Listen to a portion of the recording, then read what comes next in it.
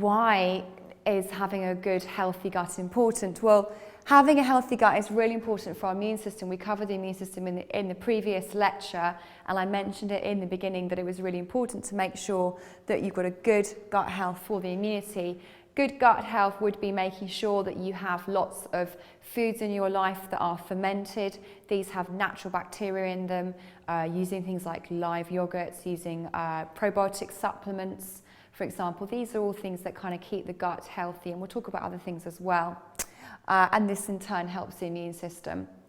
Also, having good gut is also the key to preventing potentially new allergies and food intolerances occurring in the first place. You might have heard of things like leaky gut, for example, where the gut becomes more permeable and allows undigested food into the bloodstream.